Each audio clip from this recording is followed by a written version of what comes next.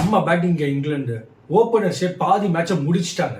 ஆனா ஆமாங்க, pen டக்கெட்டும் jack கிராலியும் போட்ட 188 ரன் பார்ட்னர்ஷிப்ல 371 டார்கெட் கூட இத்தினூண்டு சைஸ் ஆகி போச்சு. பும்ராவும் சிராஜும் நல்லா தான் போட்டுட்டு இருந்தாங்க. ஆனா அவங்களை சேஞ்ச் பண்றதுக்காக பிரசித் கிருஷ்ணாவும் ஷர்துல் தாக்கூரும் கொண்டு வரும்போது அவங்க 2 பேரை அட்டாக் பண்ண ஆரம்பிச்சாங்க இங்கிலாந்து பேட்ஸ்மேன். இந்தியா டே 5ல சின்ன சின்ன பேசேஜ் ஆஃப் பிளேல மட்டும் நல்லா போலிங் போட்டாங்க. ஆனா அது மட்டுமே ஒரு டெஸ்ட் மேட்சை வின் பண்ண முடியுமான்னு கேட்டா பண்ணல. இந்தியாவுடைய போலிங் ட்ரங்கா ஜஸ்பிரீத் பும்ரா தான்றதுனால அவரை அழகா நெகேட் பண்ணிட்டு மத்தவங்களை போட்டு அடி நடிக்க ஆரம்பிச்சிட்டாங்க இங்கிலாந்து.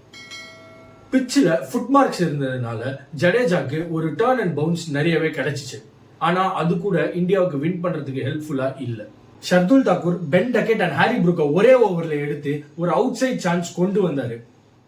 ஆனா ஜோர்வுட் ஒரு சூப்பர் 50யும் ஜேமி ஸ்மித் அவரை சூப்பரா சப்போர்ட் பண்ணதுனால இங்கிலாந்து ஈஸியா 371 சேஸ் பண்ணிட்டாங்க.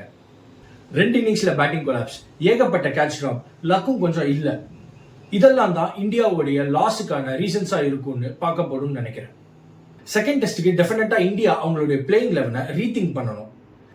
ஷர்துல் தாக்கூரை அண்டர் யூட்டிலைஸ் பண்ணா எதுக்கு அவர் ஆடணும்? நிதிஷ் ரெட்டியே ஆடலாமே. அண்ட் பிரசித் கிருஷ்ணாவால எக்கனாமிக்கலா போட முடியல.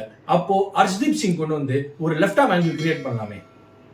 ஆல்சோ ஸ்லிப் கேச்சிங் டெஃபினட்டா இம்ப்ரூவ் பண்ணணும். Jaiswal must improve. இந்த டெஸ்ட் மேட்ச்ல இந்தியா அண்ட் இங்கிலாந்தோட பெர்ஃபார்மன்ஸ் பத்தி நீங்க என்ன நினைக்கிறீங்கன்னு கமெண்ட்ஸ்ல சொல்லுங்க.